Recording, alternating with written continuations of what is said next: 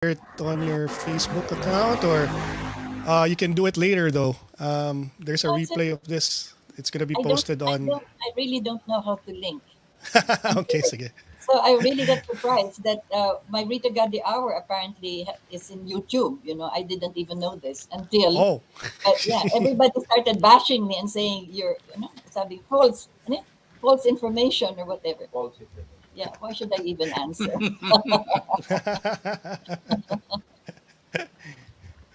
okay, ma'am. I'm just sending Bubuy the link so he can share it to Yeah, his let's do it. Facebook page. Everybody's excited to see this. Oh, Okay, ma'am. Hang There you on. go.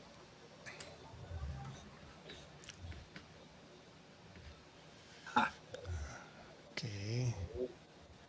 So basically, ma'am, we'll probably pass through some questions like, were Bongbong and the siblings brats? As far as when they were younger, when they were growing up, is it true yung mga kwento na si Bongbong daw would paint the town red? He had the city on the palm of his hands. Parang again, I would always answer that professionally and personally, I've had no experience with the children. okay. I did not cover them when they were growing up, but in many ways, I have seen how they have evolved from the time Right. that they were children in Malacanang and up to the time that Sige, they ma'am. finished their college degrees. So, Okay. Ma'am Rita, we're gonna start now. okay. Here we go.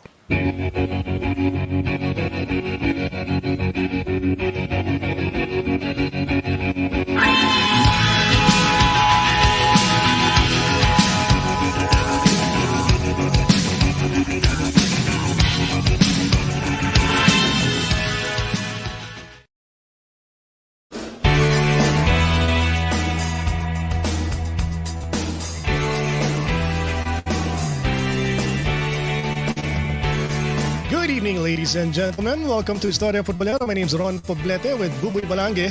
Tonight we have a special occasion in Istoryang Futbolero. Special guest, Mr. Rita Gadi is joining us. A very controversial lady who had the privilege of spending some time with the Marcoses.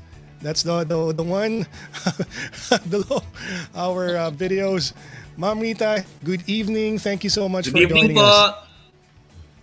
Well, good evening to both of you and to whoever you're linking with, and thank you very much for inviting me to this program. It sounds interesting, though, with both of you there already making a lot of questions beforehand. So, thank you for inviting me. If only There you people go. heard what we talked about before starting the program, but we'll try our best in the next 60 minutes to discuss the things that need to be discussed, especially, given the fact that there are a lot of supporters of the Marcoses who might be tuned in right now and who are trying to find out more about the candidate that is BBM, especially now that he is leading the polls. So let me just preface, Ma'am Rita, that the reason why we're doing this is because we want to help our viewers in finding out more about their candidates. And even if it's through people who know these candidates, we'll try our best to give you information or provide you with relevant information about, in this case, BBM. So, Correct, okay na correct. ba yun? Okay ba? Ayun, so let me welcome first our first few viewers, si May Andres Gomez. We're early daw, si Marisol Gloriani, si France Dumapias, Mark Mingoa, Arnold Benzon, Daniel Daitol, and Julio Trenta. Thank you so much for being our early birds on Istoryang Futbolero. Yeah. So Ma'am Nita, Mark let's is start with watching the from most... Spain. Meron pang from Spain. Okay, nice. Meron din kasi tayong mga viewers sa ating YouTube channel, si Jaime Ayan na. Lea. Been waiting for this. Good evening, Madam Rita. Ayan. Meron pala kayong mga followers dito, ma'am, na inaabangan ka. Of course. Oh, the reason, actually, Ron, the reason why I brought up this episode is because I'm a fan already of Ma'am Rita. Oh my Because of her goodness. YouTube videos. Oh dear. Anyway, Because I'm a martial law baby. I'm a martial law baby, so I understand. Pero boy, honestly, were you a Marcos loyalist before growing up? Were your family I can't say I'm a loyalist, Ron. You can say I supported the government, but I was like what 4 years old, 6 years old then. Okay. Yeah, but during the 1972, 80s, I was 2 years old. Yeah, 80s. Yeah, but I mean, yung before 1986, how old were you? I was 16. So were you active sa UP ka na nun, di ba? I never left UP. I never left. Hindi ka naging aktivista or tibak. Boy. May mga minsan mga rally na sinasalihan tayo, pero let's leave it at that. Pero you never anti-Marcos. You were very, what? I was neutral never about it? anti-Marcos because my dad worked for the government for a long time under Blas Ople. Okay. Okay, So Ma'am okay Nita. okay kami. Ma'am Nita, this is the most important question. Let's start it off so that people will latch on to the conversation right away. Saan nanggaling ang yaman ng mga Marcos? Yes. Ano yung Saan pinaka-best nanggaling, explanation? Kasi alam mo, Ma'am Nita, I've been scouring the net and I've been asking people, I'm a good friends with the son of Amy Marcos, si Borgie Manoto. And I wanted to ask him about this, but never in our professional relationship when we're still in radio that I asked him about the political side of their family. So I was wondering if diba, sobrang awkward naman kasi Mamita, Borgie, saan ba galing yung yaman niyo? Diba? And I've never seen any Marcos explain it clearly. I don't know. I may be wrong, Bubuy, or anybody from our viewers, no? Baka meron kayong mas na mga napanood ng mga interviews nila BBM or nila Amy na explaining in detail how they accumulated so much wealth. Please feel free to post or message on our comment section. So, Ma'am Nita, can you give us like a quick breakdown on the idea on how did they become so rich? Your own experience, your own account on where did the money go and where did it come from? I wish I knew. I have the same question both of you have. But before I go into at least a broad view on this, a very general view of it, today is the 4th of November, and Mrs. Marcos came home from 6 years of exile, November 4th, Whoa! 1991. So it is not a coincidence that we're talking about that family on this day. Serendipitous, Ron. No? Amazing. Yeah. That's exactly how many years ago? That's 1991. 30 years ago? And So was it- exactly 19 30 years ago, no? Yeah. When she came Tama ba? back, that was Or November 40? 4th. Yeah. November 4th. Actually. 30. Easy. 30 years years ago. ago. Exactly 30 years ago. Wow, 30th After years anniversary of na pala. Ni Madam Anyway, Imelda. so going Okay. back to your question, where did all this money come from? When was the first time that we actually learned that he had billions and billions of pesos, so many accounts in Switzerland, etc.? This all came out, I think, after 86, when they already had, gone over all the documents. I have to go back to that. The first people that entered Malacanang when the Marcoses left at about 7:45 in the evening was Joker Arroyo and a certain Potenciano Roque. So they were the first ones who looked at all the documents, etc. And it was Potenciano Roque that was a witness in the trial in New York. And he told the story that they opened the vaults, got documents, put this in boxes, and several others. And there was a safe, which the combination, not a safe, a filing cabinet, where the combination to open it, there was a combination. So when he opened it, he saw, a supot of diamonds, raw diamonds, which according to him, he turned over uncut to Mr. Arroyo, and according to Mr. Arroyo, it was given to Mrs. Aquino. But whatever it is, these were the two people that actually went over all of this. That was the evening when the Marcoses left. The following day, They were gathering evidence at that point, Ma'am Nita. no, they were just looking at papers. Okay. They just wanted to find out ano bang naiwan. But Potenciano Roque did not have enough, time or whatever. He was all alone. So hindi niya talaga nakarga lahat yun. Some, siguro, he picked it up and then gave it to Mr. Arroyo. But it was the following day, I think, I don't know if it's the following day or several days afterwards, when there were three close friends of Mrs. Aquino, three ladies that went into Malacanang inside. And one of them is a certain Angelita Reyes. She's a dermatologist, a doctor. And she was the one who testified in the New York trial. So I'm getting my information from a testimony of a witness. So these are public records. Okay. And she told the story of how she went over all the documents. Nakita niya yung enrollment nila, Miss Amy. Nakita niya yung mga, the sale of the buildings or whatever it is, the buildings in New York. So they were the ones who gathered the documents, put them in boxes, and then brought all of this into her home.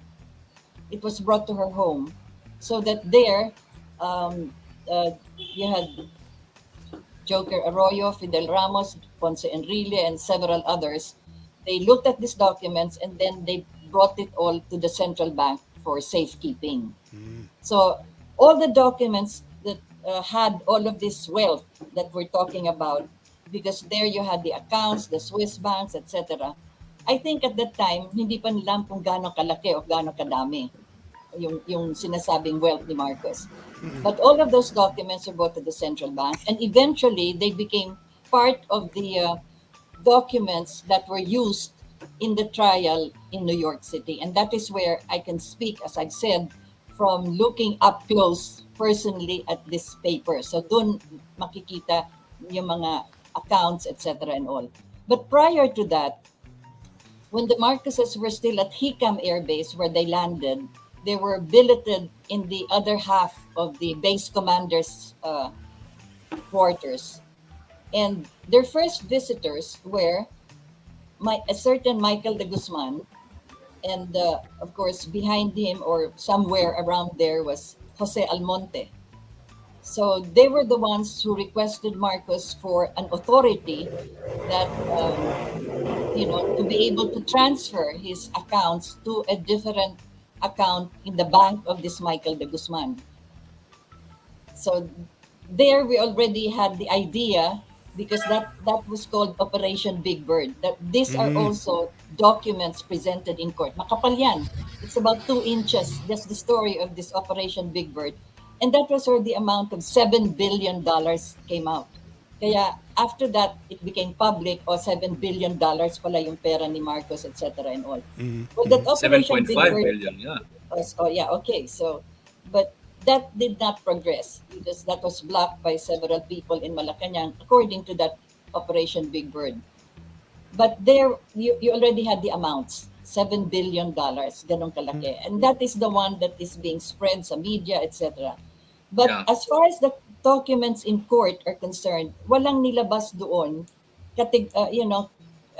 clearly that here is the summary of all of the accounts, and it's 7 billion. Because yung accounts dun sa nahanap sa Malacanang na mga documents was only something like $365 or so million. Lumaki na lang yan in time from 1986 when they discovered it in Malacanang to the time of Mrs. Arroyo. It was increasing already because of the interest. Because you must remember, sila Marcos were already in exile in Hawaii.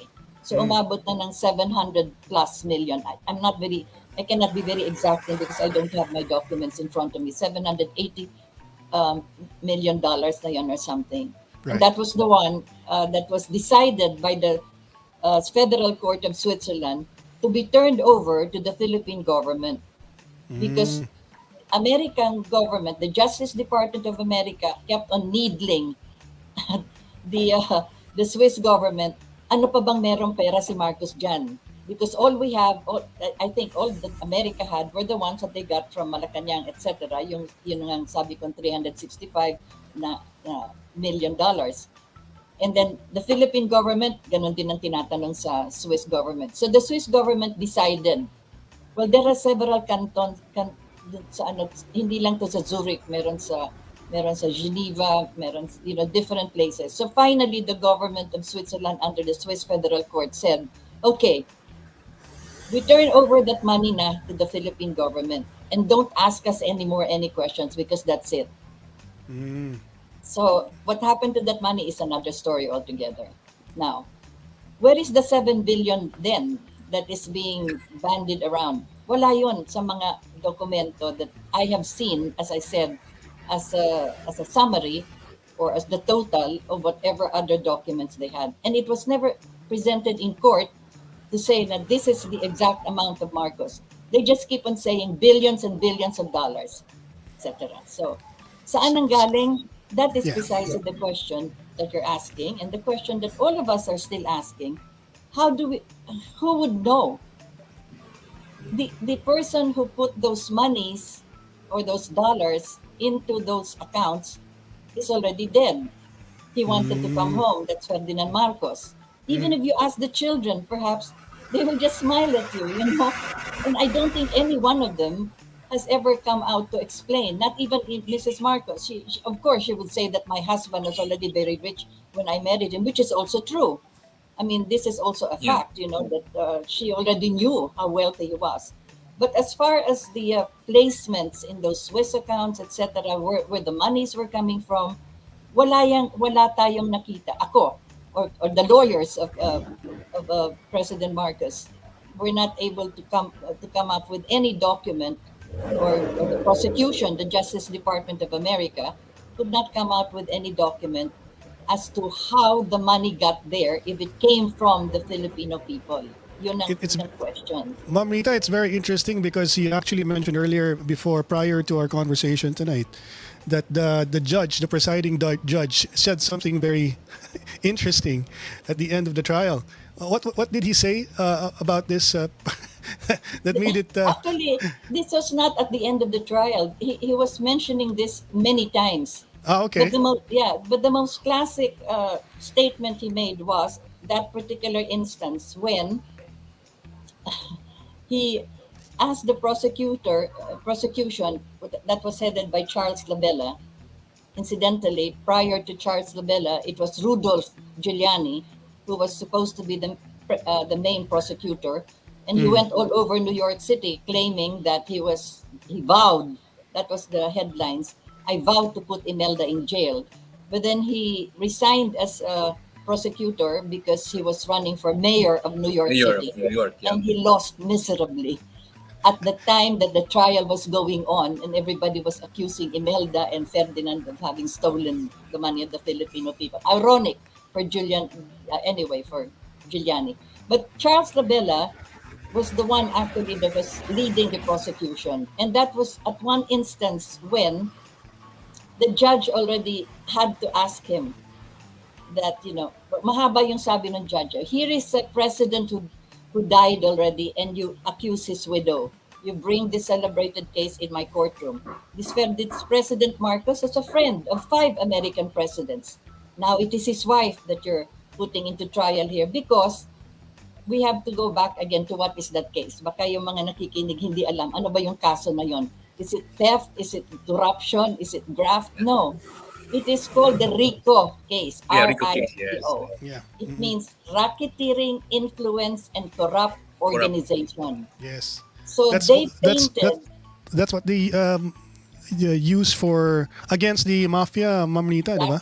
Exactly. Yes. RICO case. So Yeah. they pictured the government of Marcos as a syndicate, a racketeering, influence, corrupt organization, which Marcos headed, and stole the money of the people. And that's exactly why everybody's saying billion yan. So that's the RICO case anyway. So that's the case in New York. And the prosecution was headed, as I've said, by 3 people. See, Charles Labella, and then Debra Livingston, and then this John McInerney. Anyway. And that's when the judge said, you bring the celebrated case into my courtroom, but when you remove the fancy ornaments of the tree, memoryado ko, no? You come to me and say, gee, we can't find the documents. Because prior to that statement, he has already been asking, where is the fraud? Saan yung ninakaw? Where is the fraud? So, hindi nasasagot yon until finally that's exactly what he said. You bring the celebrated case into my courthouse, and then you tell me, gee, we can't find the documents. That was the key, actually, for the defense of the Marcoses. They can't find the documents. See? Saan yung Right. dokumento, kahit na isa man lang, na To establish. nagsasabi Out na of the from the, 350,000. sa National Treasury or sa, kasi andun ang pera natin, di ba? Our pera ng taong bayan, taxes natin yon, di ba? Plus foreign investments or foreign donations, whatever. Nasa budget, nasa National Treasury yan. Walang dokumento, kahit na isa man lang, na nagsabi, eto, from the National Treasury, doon dinala Fino-funnel. sa Marcos sa Swiss banks. Right. 95 witnesses, wala ni isa nakapagsabi that I am testimony to the fact, and here is my papers showing that I am holding this document and I'm testifying to its authenticity, that Marcos signed money taking it from the Filipino people from the National Treasury. In fact, this case was already decided in LA because the first case that was filed against the Marcoses, buhay pa si Marcos, was in LA. RICO case din yon because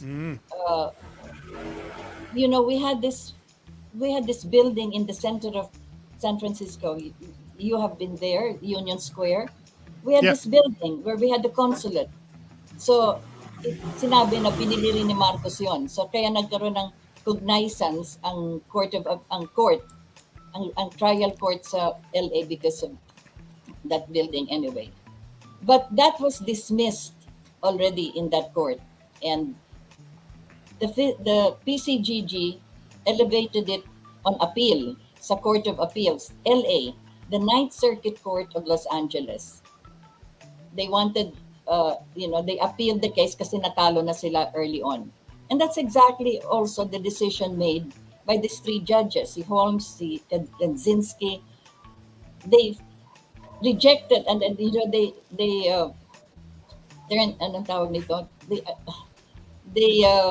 acquitted they made the decision on that case and told the prosecution that you only had one witness and he was testifying, a certain Fernando, and he was only testifying on the records that he obtained from the newspaper accounts. So wala ring evidence not been present. Media, that's hearsay. Yeah, so and that was the only witness that sila Salonga presented in sa court. And then the judgment in that particular case, classic yung kanilang sinabi.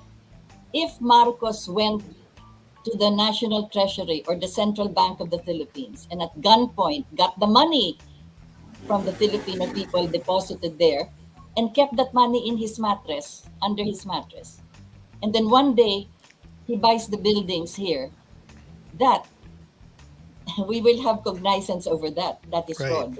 And then maganda pa yung dinugsong nila. We are not to make a judgment on the way the political pendulum swings in the Philippines, sabi nila. Because at one time, Mrs. Aquino was here in exile and Marcos is in power, whereas now, Mrs. Aquino is in power and Marcos is now here in exile. So marami pang palabok na sinabi nila. But that is classic. And then of course, the basis also of the major basis was the act of state doctrine, which according to their own law, the law of the Philippines and international law, you cannot try a sovereign head of state by another sovereign country. That's because true. the trial must be done in the country of origin. Yeah. Kaya So, yun Yeah. Which begs the question, moving on to the next question that we have. Why did they try the Marcoses in the US and not in the Philippines? Not here. When the Philippines, controlled by the Aquinos, the Philippine government at that time, controlled by the Aquinos, you have Cory Aquino as president, why didn't they allow the Marcoses to come back and face trial here in the Philippines? I wish we could ask them that question. I don't think I would have the answer. Why did they not allow Marcos to face all of us here? Yeah. Asking this question. Bakit hindi? 35 years after 86, we're still asking that question. Why did they not ask? The most basic human right of any human being is to return to his country of origin.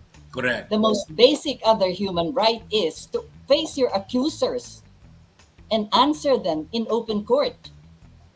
Two violations that they did not, anyway. So how can any one of us answer why? They probably felt na mas matindi yung sa Amerika. And of course, since there were four choice real estate properties in New York, I definitely the Americans will go to town, trying to convict Marcos Sure. because obvious, the evidence is obvious. Four big buildings in New York City. So meron silang jurisdiction over that precisely because the buildings were there. Yeah, so and What did they Ron, uncover, Ma'am Rita, about the buildings? Because that's also like one of the things I'm very curious about. You have three prime properties in New York City, which is very, I mean, living in New York, let alone living in New York, let alone owning buildings, that's worth like millions and millions of dollars. I'm sure billions din ngayon, Ma'am Rita. How walang nahanapan ng Amerika o ng US government na ebidensya kung saan nanggaling kung paano na obtain or na acquire ng mga Marcoses yung mga properties nila na sobrang mahal? They had all the paper trail that Okay. money from the Swiss banks Okay. were brought into California, and then that money found its way all the way to New York City, and then that money bought those buildings. So But that's above board. plan. There's nothing illegal about that. Kumbaga. That's why they can't pin it on the Marcoses, even if they have Swiss accounts and have the money to buy such property. And I don't think anybody except for Trump would have his name owning a property, a real estate property. They're usually are either owned by corporations or by foundations or by, there's a different entity that covers this even if you own it. So those buildings also were owned by this foundations and different enterprises na ano, but they were all traced to the Marcoses because, as I said, all the documents regarding those buildings were the ones that they got from Malacanang, etc. And of course, the records from the bank transfers from California to New York.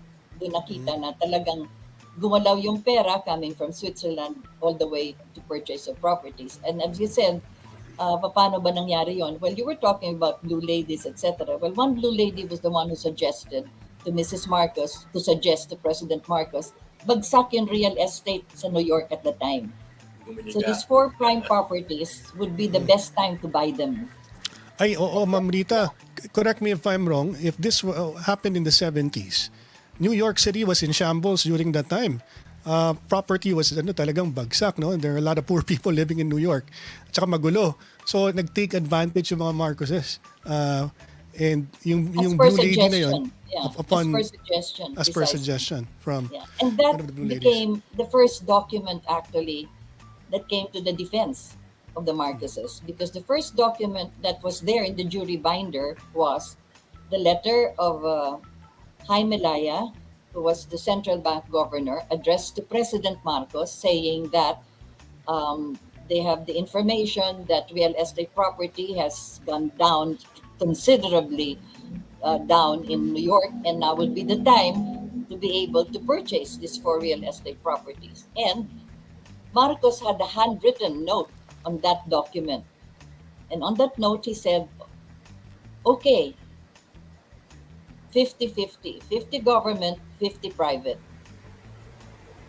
Then after a while, Laya came back with another letter. So these are court documents, and I can talk about them because I have the copies of those documents anyway. So then, sabi ni Laya that, the private sector cannot afford the 50%. And with the meeting with the monetary board, hindi rin makakaya ng government to shell out the 50%. Okay, so that was the letter of Laya. That was the end of those four buildings. But the buildings were bought.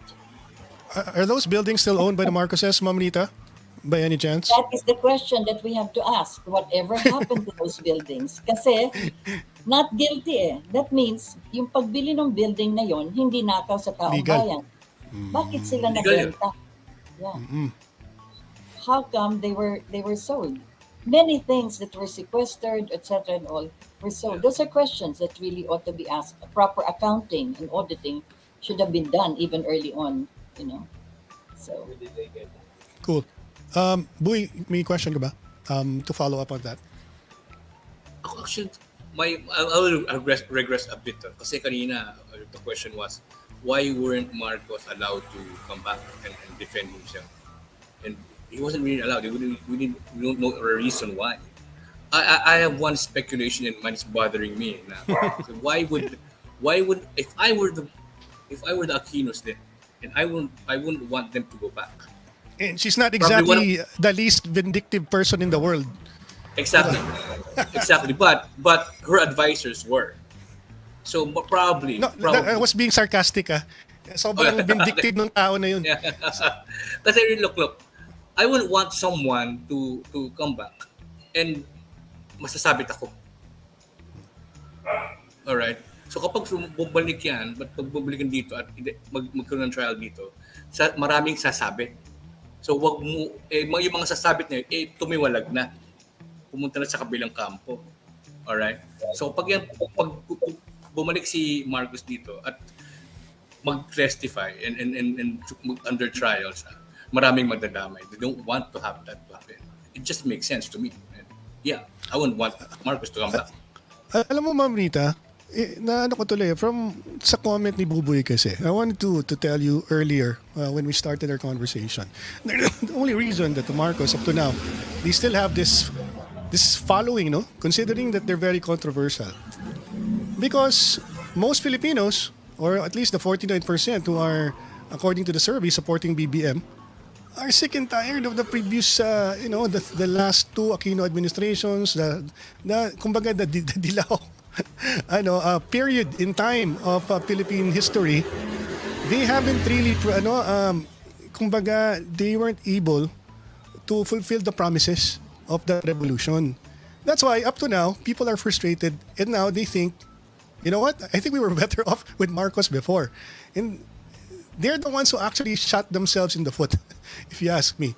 What's your comment on that, Ma'am Rita? I mean, what's your take on this particular period in our history? you know, since I have been with media for a long time, especially during the time of the Marcoses, the sad part about our media is they do not come out with the truth and the facts, because if they came out with the decision in LA regarding the case that the Philippine government filed against the Marcoses, then people would have known. Yung pala. Yeah. Diaryo lang pala ang kanilang evidence, and a certain Fernando, I even forget his first name. When they look over the trial in New York also, doon pa lang malalaman nila sino ba yung mga nag-testify dyan. Mga foreigners, mga Swiss, and the Filipinos, who were they? All of them said was Marcos was a genius, They became, in a way, in favor of what Marcos is doing. And Jaime Laya himself said, in his testimony that when we had the dollar crisis, he went to President Marcos and asked President Marcos we have to do something. And President Marcos, in front of him, called several people, and then in a couple of days, may pumasok na pera sa ating central bank, sa ating dito sa government ng Pilipinas.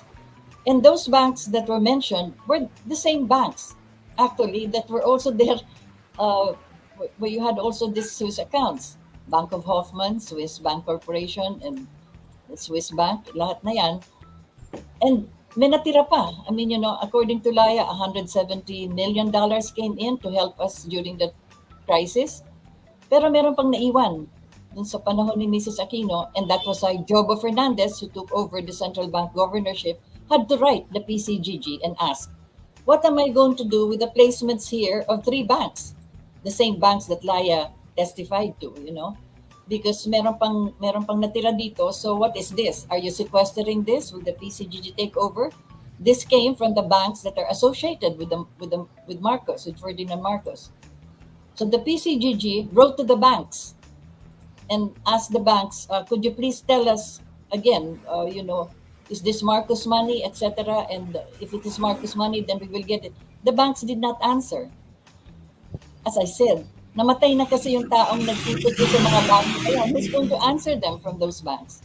So, if I don't know if the money is still there. Meron pang mga tira 30, 20, 50 million dollars, you know. So, those are the same banks that also were part of that Swiss accounts, etc. Kaya yung question mo nga na bakit sino makakaalam niyan, wala nang even the children, I understand that. So you could see that they do not categorically come out as strongly as I do when I say that I have the document regarding this. Kasi they were, you know, hindi naman sila andun talaga nakasubsob during the trial. They knew that, well, they knew about the wealth of their father, but all those details really came out in court. And that is what I'm talking about now. So, People don't... Yeah. Ma'am Rita, kasi some people don't, especially the ones who hate the Marcoses, the opposition, they can't believe kasi that na Imelda doesn't know where that money came from, because they think Imelda at a certain point in time during the administration of Marcos had control over the military. Yung mga ganong klaseng mga kwento kasi, Ma'am Rita, mga speculation. Farthest from the truth has absolutely nothing to do with the military at all. The associations nabi sila ni General Verna, absolutely none. As a matter of fact, you know, merong merong parang, I don't know if you would call it some kind of the parting of the red carpet. Merong isang carpet na mga Ilocano ang dumadaan, yung isang carpet, mga Waray ang dumadaan. So, most of the military are Ilocanos, di ba? So, I do not know if the Imelda would cross to the other carpet and walk the carpet. Ma'am Rita, you, based on what your accounts of what Marcos did in the 70s, it would seem that he was very good in handling the finances of the government, no? I mean, he seems to be a very good businessman himself. For him to be able to enrich himself and I don't know if legally he did it kasi, you know, he wasn't implicated in how he came about with the money. So that means he's probably that good. I mean, that's the only thing that you can say about him. So the question is, based on your point of view, what do you say to people who think that you're one of those people who are revisionists when it comes to the Marcos legacy? Oh, good question, Ron. Diba?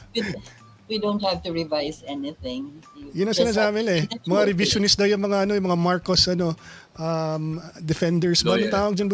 Marcos loyalists. I don't even have to defend them. Defenders. You don't even have to defend all of them. Marcos apologist ang tawag. Apology. Apologia pro vita sua, my goodness. But that is exactly what I'm saying, that there are so many of the answers to these questions which media has not talked about. For instance, Solarz came out in Congress in America with a privileged speech that Marcos stole the money of the American aid that is being given here for the bases, etc. Okay? And that was all over the papers, and up to now they're still saying, ninakaw lahat yan. Well, their own General Accounting Office, Solarz spoke about this prior to EDSA. So lumabas na lahat yan sa dyaryo. February, umalis ang mga Marcoses, nasa Hawaii na sila. May of that year, lumabas ang kanilang American General Accounting Office detailing that there was not a single cent that was touched by Marcos for his personal use, and that all the programs and projects under the assistance of America to the Philippines were all accounted for. Did anybody write about this? Wala. No one. Okay. Yung Japan, sabi ng yung mga Mitsubishi, yung all of these Japanese Toyota firms, etc. Yeah. Nagkaroon din ng si Marcos dyan. And this, nobody wrote about this. But the presidents of these big corporations came to Honolulu, and you know how the Japanese always bow, and apologized to Marcos that his name could be dragged in this. And their own diet, their Congress or whatever, wrote, publish it in their papers. That their parliament. There was not a single cent that they have given to Marcos with all the businesses that they had here in our country. Imagine, dun mismo nobody wrote about this. You know, ewan ko naman by some strange coincidence, I happened to be there. and I saw them, and and interviewed them briefly for my diary or whatever that may be. But that's the sad part about it. Ang dami na nagawa na sinasabi nga na hanggang ngayon pinagbibintangan pa sila. That has already been not just cleared, but the evidences are already all there. Now you ask the question na bakit nga, up to now they're still talking. There's something very strange when it comes to the way we do a reportage. I am not apologizing for them. There is no reason I should. I have no business whatsoever with government, even during the time that I was. In fact, I had to work in 4 different offices to support my family. I mean, I should have been privileged, hindi ba? Pero, magkano lang yung kontrata with Channel 4? Kulang. I have 4 children. They're studying in private schools. And I'm a single parent. So that is how difficult it was for me. I lost one of the jobs because the girlfriend of one government official wanted to take over my job kasi 15:30 yung gusto niyang gawin doon. So that was the reason why my house, my own home, which is a GSIS loan, I could not pay anymore for 1 year. Kasi na-budget ko na yun eh. Yung isang trabaho ko, pambayad sana sa akin GSIS loan. E nung kinuha ito anyway, nawalan ako ng pambayad. Kaya when Mrs. Aquino took over, na-sheriff na yung bahay ko kasi 1 year na akong hindi nakabayad. Can you imagine that? And I came out in the front, in the back page of the newspapers, yung mga sheriff, the houses that are to be sheriffed, yung mga hindi nakabayad ng utang. My married name is Baltazar, Rita Gadi Baltazar. So it's a B. My loan with the GSIS is a B, Baltazar. Would you believe, in alphabetical order, my name came ahead, Baltazar, Rita Gadi. And then sumunod sa akin, Angeles, Alonso, etc. Letter A. Pero ako yung number 1. Yeah, you see? I almost lost my life. No lawyer would defend me. No lawyer would defend me. I defended myself in court by myself. Sabi ko sa judge. To think, ma'am, kinakwento nga ninyo yung isang blue lady ni Imelda ay binigyan ng bahay. Nagbahay si Imelda. Binigyan binigyan ng pinagbigyan. Kayo, ang dami rin yung natulong kay Ma'am Imelda. At you weren't able to whatever, yeah. But that is how it, that was how it was then, yeah. So, Ron, may tanong ako kay Ma'am Rita kasi andun tayo sa topic na kanina nga yung napagbibintangan nga ika nga sabi. Ma'am Rita, where were you when Ninoy was assassinated? Having lunch with Mrs. Marcos in one of the restaurants along Manila Bay, Via Mare Bayners. I don't even remember the name. Yeah, we were having lunch at the time, but it's about noontime, yes. You asked me about the question of what happened, who could have, read the Agrava report. They don't want to read it thoroughly because... Yes. You remember that, Ron, the Agrava report? Yes, the Agrava report, because that was formed to investigate. The hearing was held at the Social Security System Auditorium, open to the public. Nanood din ako doon, nakinig din ako, etc. Plus, I also tried, to go over carefully the Agrava report. There is something there which is so important. Murder must have a motive to it to be murder. Correct. Motive is important. Ninoy Aquino was not a threat to Marcos at the time. He was not running for the presidency. He just wanted to come home. Yep. And his coming home was because, again, nobody wrote about this. The Immigration Office of the United States of America did not renew his stay in America. Hanggang June na lang siya. He had to leave. And he was teaching. So that's the time that, he went to Mrs. Marcos.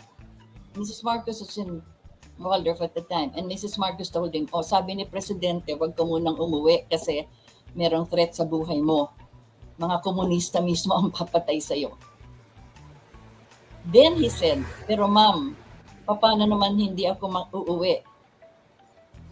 He even showed his surgeries.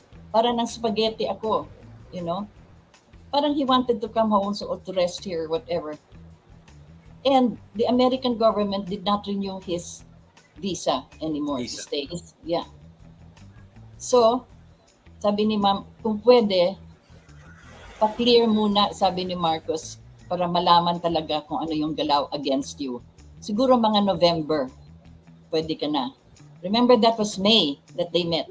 I remember that day that he went there because that was my birthday. Santa Rita de Cascia, May 22. He was there sa Waldorf explaining to me. They're good friends. We must remember, ang tagal True. Liberal Party si Marcos. And they would talk to each other on the phone. Magka-brad pa sila. But And Mrs. Marcos was the one who arranged for all the visas of his children, etc. When he was going to leave na for his heart surgery. Pinasama pa yung head ng heart center, si Dr. Aventura, pinasabay pa sa kanya. And Mrs. Marcos even gave him, magkaibigan sila. I wish I could go into the details of the other stories. Alam mo, regarding that. Ma'am Rita, I mean, Enemies. the best way to, one thing that's happened in history that best explains, or not explain the actual situation, and you'll just have to read between the lines, is the fact that, pinatay ni di ba? Pinatay ni Marcos si Ninoy. Bakit bakit nakabalik pa yung mga Marcos dito sa Pilipinas? Yun yung storya. They were able to run for office. Umabot pa sila sa naging gobernador pa si Bongbong, tsaka si Aimee. Bumalik sa kongreso si Imelda. Tapos parang wala. 'Di ba? Dumaan si Cory, andyan si Ramos. Panahon ni Pinoy, kung si Pinoy, yung mga Aquino, di ba, boy, alam natin, medyo vindictive yung mga yan. So, these are the things na, I think it's just, that you can't help but ask the question, why?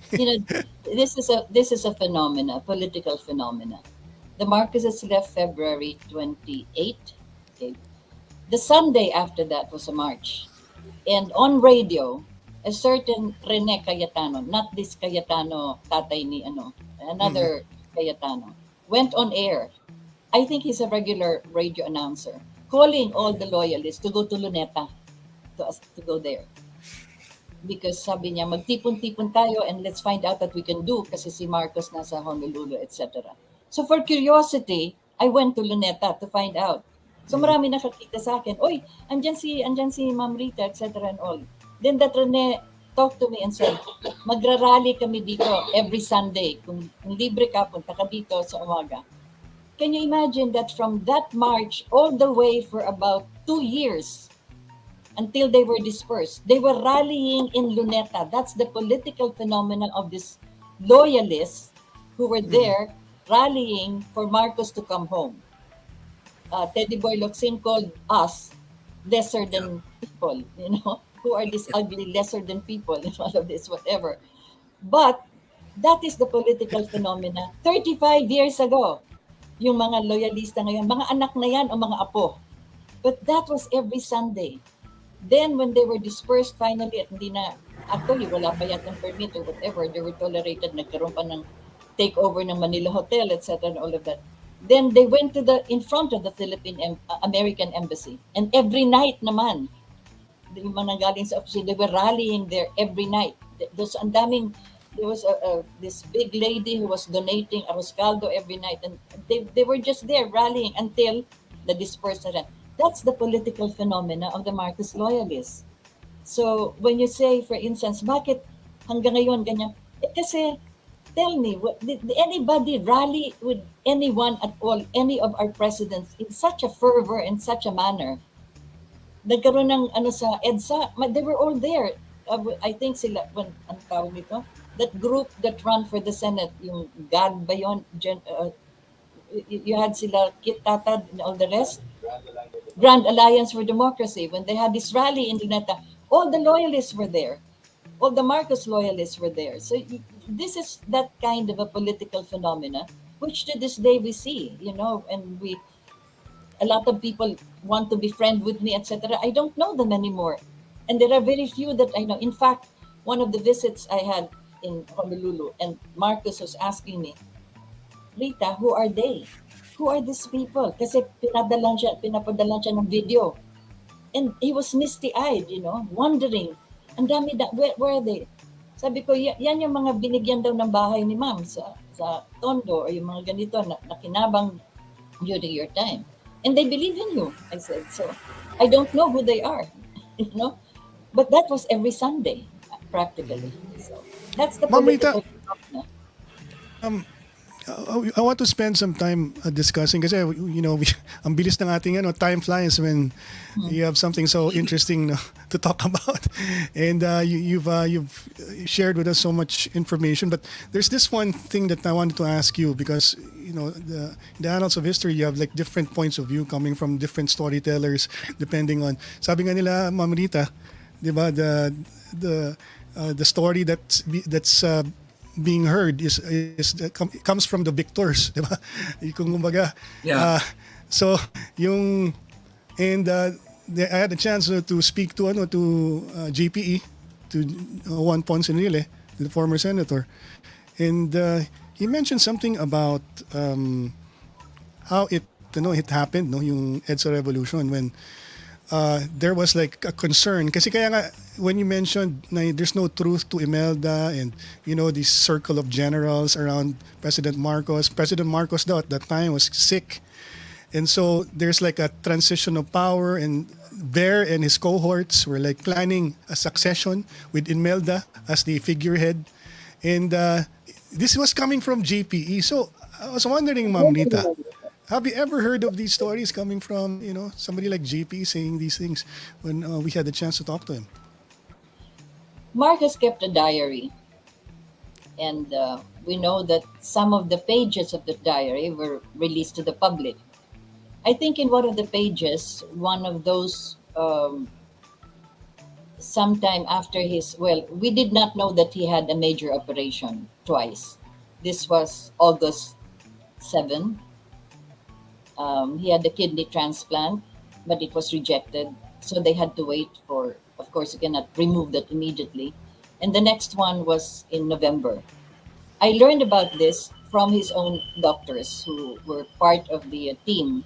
And I learned about it already in Honolulu when these doctors visited. And that was the only time also that I knew that he had a kidney transplant, even though I was covering the office of the president at the time. And we were told that there will be no coverages because the president was writing a book. Okay, so that was the excuse for us.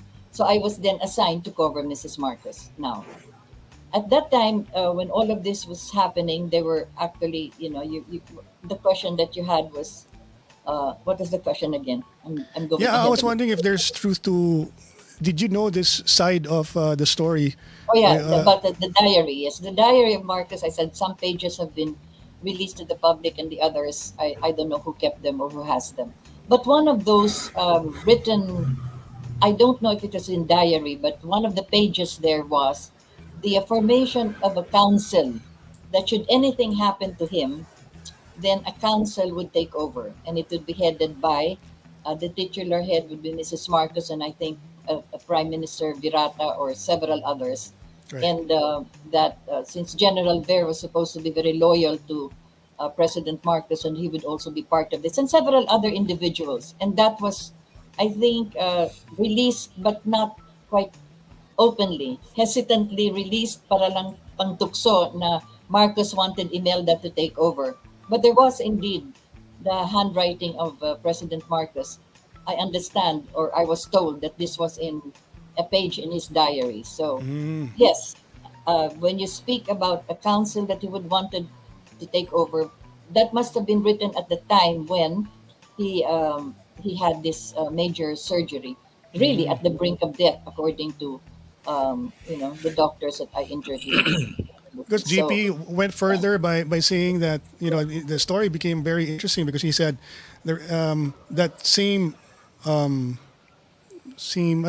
circle of Marcos that are about to take over if ever he dies, they wanted GP dead. So GP, that's a very interesting story because Malacanang, as I've said, is a snake pit.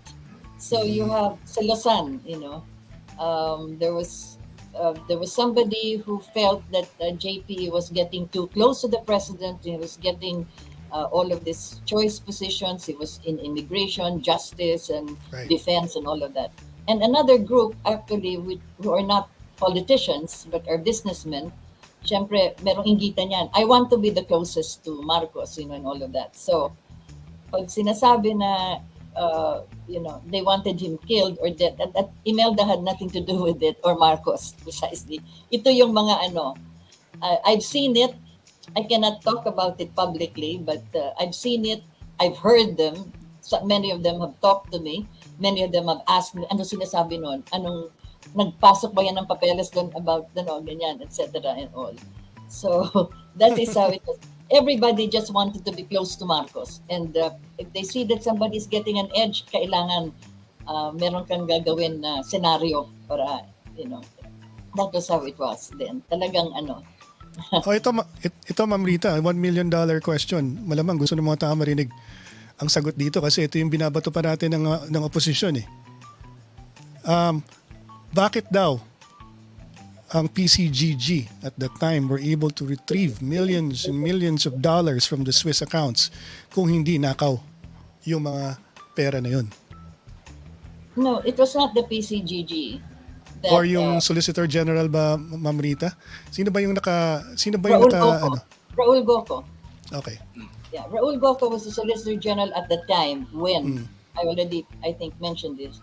The Swiss Federal Court made the decision to turn over all of those monies in those accounts to the Philippine government. But since we did not have a bank with a certain AAA, whatever you call it, that could be able to manage those hundreds of millions of dollars. Yeah. So they deposited in Switzerland. So you had the 5 accounts there under the name of the foundations deposited dun sa Switzerland. In Singapore. Eventually, I think in trenches, pumunta na rin dito sa na-transfer na rin dito sa Pilipinas.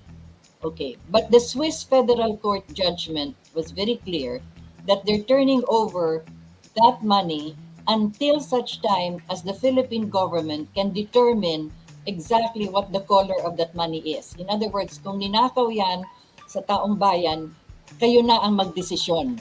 But hold that money now in escrow. Okay? So that is supposed to be in escrow with the Philippine government now. Here comes... So Ma'am Rita, ito yung sinasabi niyo Ma'am Rita, na political pressure from the United States, no? Kasi na-mention niyo kanina na ang Swiss government was pressured by the US government to yield. And no, that's a different iba rin naman to. The pressure of the of the American government was to the Swiss government was tell us more of other accounts that we do not know of because the trial is going on right now. So we only have this amount, 365 million. Yun sa foundations na yan. So the Justice Department wrote to the Swiss banks and the Swiss government, ano pang meron dyan? And the Swiss government said, okay, I will give it to you, America. Hold it in escrow while your trial is going on until you can determine during the trial if that money was stolen or not. But America... Pero Ma'am Rita, naka-escrow yun. So dapat may go signal yun, di ba? Naka-escrow siya. So dapat may go signal kung kailan po pwedeng kunin. Oo, pero ang nangyari kasi, hindi kinuha ng Amerika. Because sabi nga ng Justice Department, mas marami pa siguro ang andon. Kaya ibibigay na sa atin lahat yung milyon-milyon na yan para wag hindi na sila maistorbo. Because that was the condition of the Swiss. Just don't bother us anymore. Yan din na nangyari dito sa Philippine government. Raul Goco was the Solicitor General at the time. But as I said, that money came in. And then you had Chief Justice Corona who made the summary judgment na para mapunta na talaga dito sa Philippine government. And this is according to our law. Legal yung kanyang a provision in law that if your salary is so much less than the assets that are supposed to belong to you, then the government has the right to get that money in favor of the government. Meron tayong law na ganyan, na pag yung sweldo mo maliit, tapos ang dami-dami mong pera, But then, that is because that money na marami, yung milyon-milyon na dollar yan, could not be explained. So that is why it is unexplained wealth. And since it is unexplained wealth, and the person who probably would be able to explain it is dead, so the Yeah. government has the right to get it in favor of the government because yung sweldo mo maliit.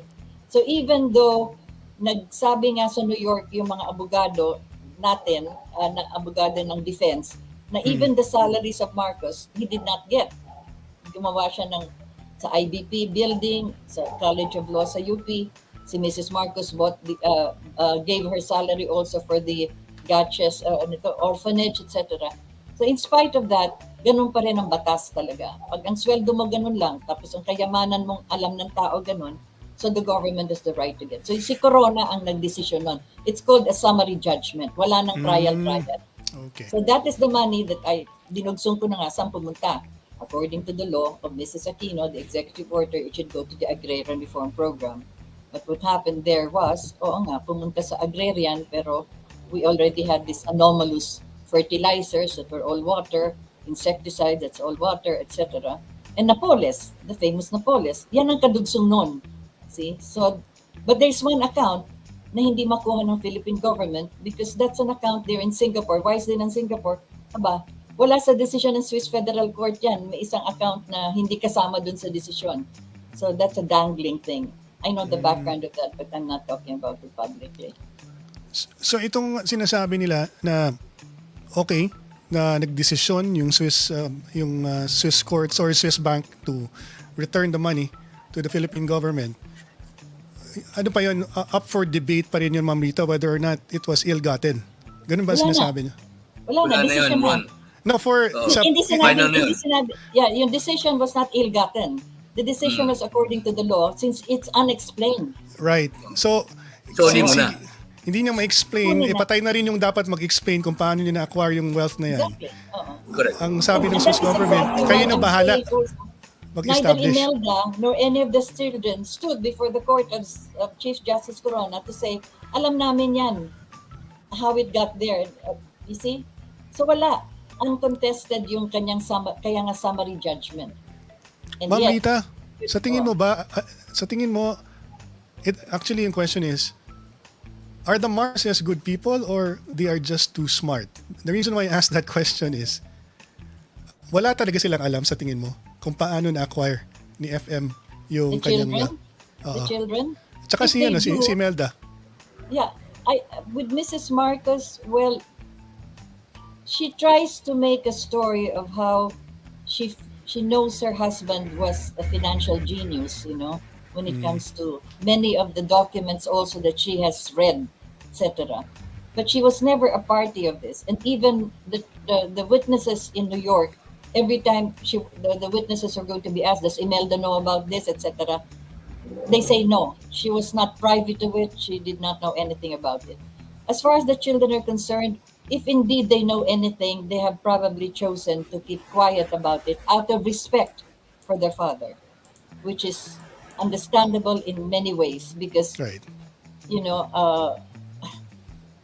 There's a say, I don't want to say this, pero kung mayaman ka, hindi mo na pinag-uusapan yung kayamanan mo, something of the... That's true. Whatever it is, di ba? Yeah. So, well, if they know and they're beneficiaries of this, well, that is the genius of their father.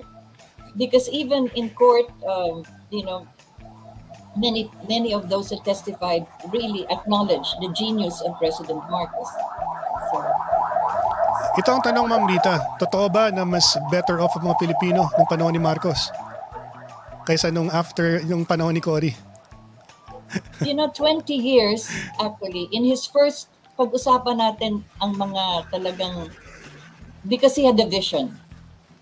That is very important. Kaya, if this is a program that ought to educate our voters, tingnan ninyo yung vision nitong mga taong tumatakbo. Ano ba yung vision na yun? Parang yan yung panaginip eh.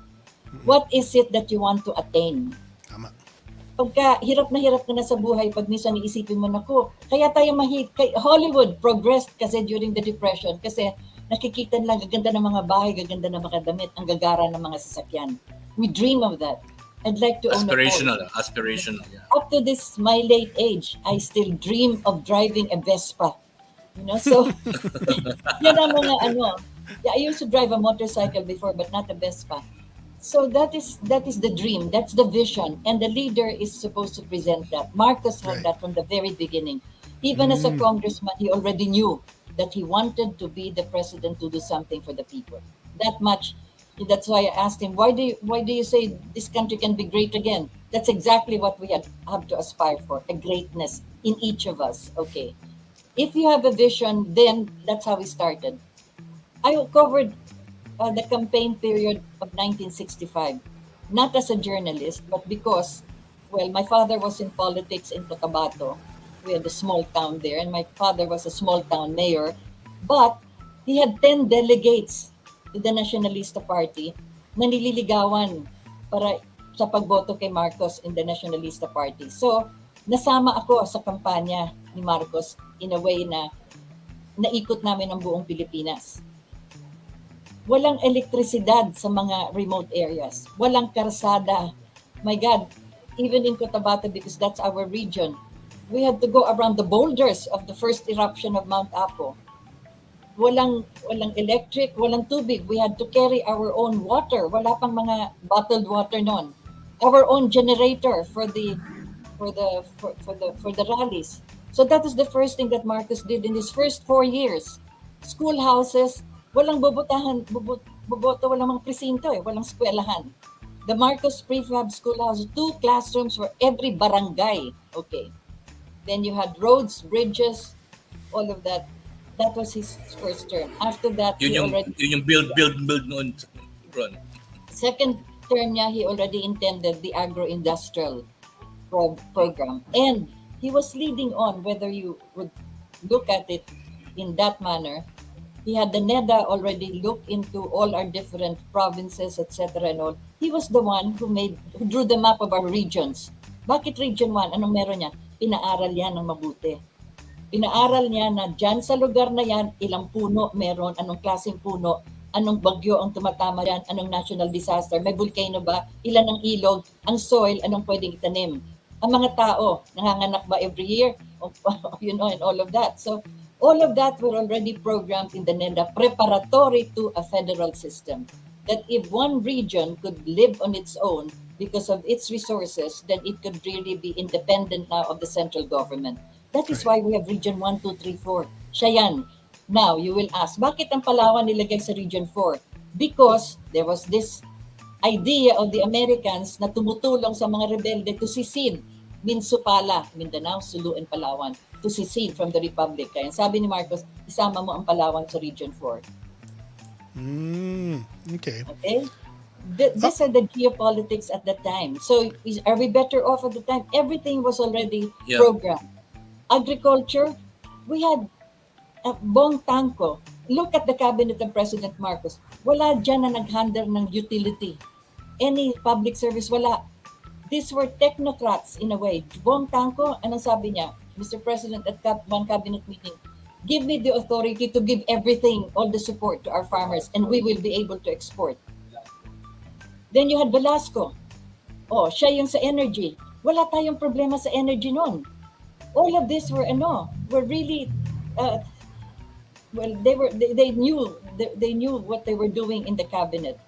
So Mamita, yes, based on your story on what transpired during the Marcos time, when he started his presidency.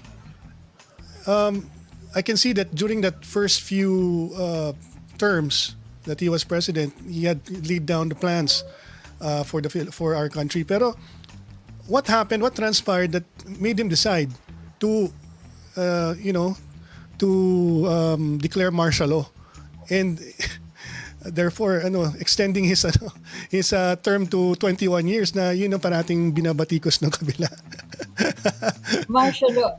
Martial law was declared also, I think, and really also testified to this, because we were fighting 2 fronts.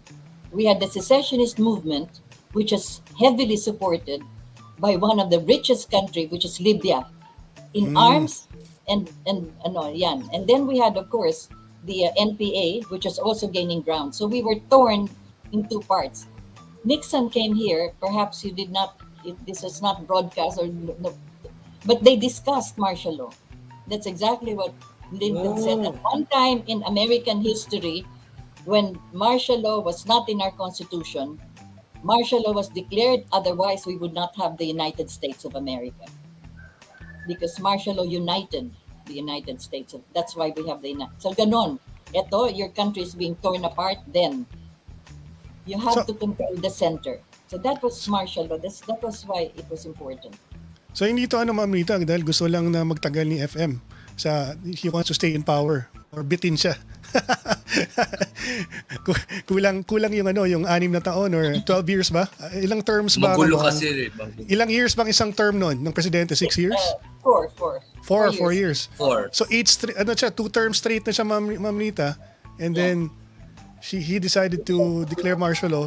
So yun pa lang yung sequence of events, parang you can't help but wonder, ginawa ba niya yun dahil gusto lang niya pabain yung termino niya o dahil talagang may problema? Alam mo yun, kaya yun yung contention parati ng kabila. Well, that's also the reason why he declared martial law. Ang kadugsong nun was to build a new society. He was already on the road towards making us a parliamentary form of government, para hindi na 320 ang members ng Congress natin ngayon, isang parliament na lang, and that we could have a federal form also, so that we are not going to be dependent on the central government and each country would have its own independence. Ito na ba, Ma'am Rita, yung bagong lipunan na sinasabi? Yes, exactly. That's it. The new society, that's exactly bagong lipunan, di ba? Yeah, that's exactly what the declaration of martial law and the beginning of the new society. May jingle pa yun, Ron, no? May jingle pa yun, no? May music, may song yun. Mamita, I don't want to keep you any longer, pero I wanted to ask also kasi, paano explanation dun sa mga martial law victims? Kasi syempre sila yung unang-unang nagrereklamo ngayon pag merong nagsasalita in favor of Marcos. They're the ones who are talagang adamant, galit na galit. Ano ba kayo? Parang hindi ba nyo, wag nyo ni-revise yung history natin. Maraming nangyaring mga kalokohan ng Marcos administration, yung diktador si Marcos, marami siyang pinapatay. Maraming naging biktima ng martial law, Ma'am Rita. What's the explanation? Most of them have already been paid. We have a law actually that allotted money from the Philippine government to pay them. Most of them have already been paid. The origin, a human rights violation is a criminal offense. It's a crime. It's a criminal offense. This began, they filed the claims in Honolulu while Marcos was still alive. 4 yan. Trajano, Hilaw, Jose Maria Sison, and Ortigas. One of them, yung sabi ko nga, was in the labor dispute in Alaska. Sinabi nagpapatay daw doon si Marcos. Si Trajano was the one, I think one of them, Trajano or Hilaw, was the one who heckled, allegedly heckled Miss Amy Marcos. Then one of them is Jose Maria Sison. So 4 lang yan. Now the cases were in Honolulu and then in LA and then one in Alaska somewhere. So after and when Marcos decided, the lawyers of Marcos decided, i-consolidate na lang para isang lugar na lang. But that did not happen while Marcos was alive. But the cases in Honolulu were all dismissed by Harold Fong. They were dismissed again because of the active state doctrine that you cannot try a human rights violation unless it is in the country of origin. There you go. Second, yung mga gustong anihin si Presidente Duterte, alam na ninyo.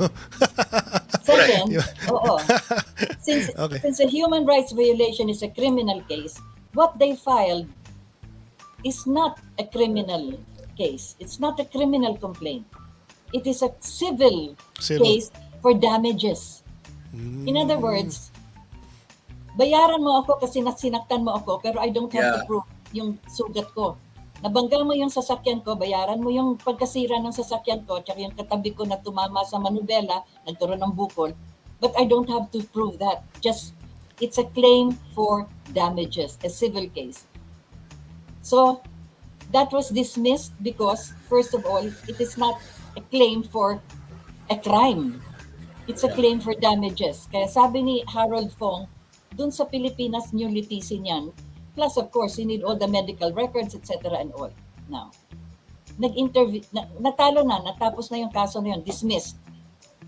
Michael R. Marcos intervened in court and requested the court, you should continue with this case because we have a deal with Mrs. Aquino. Pag walang kailangan litisin ng mga Marcos because we need the basis. It's connected to the basis. The way the New York trial is also connected to the basis. Yun na. Yun, okay. So, nilagay sa court ni Judge Manuel Real, who's from LA but has jurisdiction also of Honolulu. Judge Real, when I did my research, akala ko, he was a judge appointed by President Reagan na accommodating the Mexicans kasi Real ang apelido. Yung pala, siya pala yung lumikas siya from Romania under Ceausescu. So, in open court, sabi niya, Marcos is worse than Saddam Hussein. Galit siya sa mga diktador kasi umalis siya sa Romania. He's a Romanian. Galit siya kay so may bias na siya. Anyway, for whatever that may be worth, nung andun na sa kanyang court, sabi ni abogado ni Mrs. Marcos, i-consolidate na. So yung 4 doon na sa kanya na cases. Then, the bright lawyer, Robert Swift, sabi, why only claim for 4 people? Let's make it 10,000 claimants. So he came here. Naglagay ng pwesto, sabi nila, dyan sa Cubao, sa farmers market, naglagay sa Cebu, naglagay sa bangkiruhan sa Davao, o lista na kayo, human rights, etc. So the judge had to extend the judgment kasi sabi ni Robert Swift, hintay muna, we're getting more. Ang abogado nila dito is also Rod Domingo naman ang pangalan. Well, they came up with the Judge Real gave a deadline. I cannot prolong this longer. I have to make a decision. Where are the names? So mga 3,000 plus lang. 3,840 lang yata. I'm not exact with my figures. But 3,000 plus lang. Yun na-submit sa court. So the judgment was, again, media. The judgment was for only 3,800 names that were submitted. Claim for damages. Not 10,000. Sabi nga niya naman, 25,000 daw eh. Umabot nga sa 25. Afterwards, dito na. Lumabas sa media, 10,000. 10,000. At saka yung 10,000, yan ang nag-claim dito sa Congress na pera natin yan na nagbayad sa kanila. Because they cannot execute the judgment of Real anywhere else. You cannot execute the judgment of this court in a foreign country. It cannot be executed in Switzerland. It cannot be executed here. Correct. Kasi it's a foreign court. The first act of our sovereignty is the independence of our court. So yun ang naging problema. So this is what is the case of the human rights victims. The Human Rights Commission was established February 28 kay Mrs. Aquino. From that time up to this time, well, yung period ni Mrs. Resina, yung chairman noon, sinabi niya and written walang human rights case na final against the Marcoses. Why did they not file a human rights violation case against the Marcoses? Whereas the Nuremberg trial, which is now adopted international law, you cannot invoke command responsibility anymore. You cannot say Hitler ordered me. The person that does the human right violation, torture, or murder sa'yo, yun ang responsible. Yun. So, again. Pero Ma'am Rita, marami talagang human rights violations nung time ng martial law. Is that it is very accurate to say? possible, yes. Because one of the most notorious of all the different divisions of the armed forces is the Philippine Constabulary. Ang sama ng which was led by former President Ramos. And the PC is the only division of the armed forces that has contact with civilians. Ang Navy sa dagat, ang Army sa bundok, sa mga ang Air Force sa himpapawid, ang PC ang sa civilians. Yan ang talagang it's a counterpart of mga kapulisan yun eh. Yung mga police, yung mga PC, Metrocom, di ba? PC, Philippine Constabulary. Yun yung yung notorious. At the time. And they're really iba pa yung Metrocom, di ba? Under the PC. Under Metrocom. Metrocom is under PC, boy, ang Metrocom. Under the PC. You were saying, Ma'am Rita? You were So saying, when we speak of human rights violation, kasi sabi nga class suit, Mrs. Marcos wanted to make an appeal but could not afford the iba binabayad kasi kung 2 billion yung claim, a certain percentage had to pay the court. That's $200 million or something. So napornada yung appeal because she could not afford to file the appeal.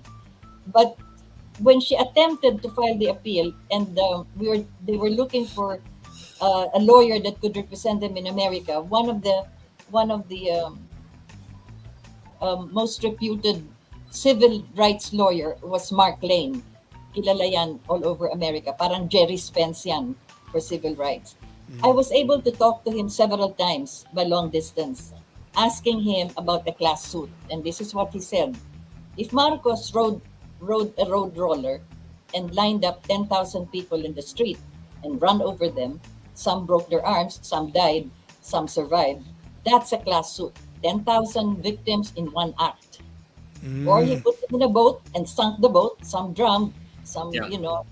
etc. But you Right. cannot have a class suit over a period of 20 years of different acts. That is Right. not a class suit, sabi niya. So even that, na sinasabi nila, a class suit claiming 2 billion, etc. and all. Well, Hindi that won't pwede. happen. That And won't besi- happen. And besides, as I said, the case in Honolulu is not a human rights violation case. It is a claim for damages. It's a civil case. And what Separate was vanilla case. applied, was Philippine law, not American law. Claim for Ma'am damages. Rita, may question dito from Brenton Bernal. Ma'am Rita, your viral video that went 2 million views in FB when you said that Marcos already had those Swiss bank accounts before he became president in the 1950s was fact-checked by these biased Facebook fact-checkers, saying that Marcos acquired those Swiss bank accounts after he became president in 1965 and 1968. What are your comments, Ma'am Rita, by what these biased FB fact-checkers said? Okay.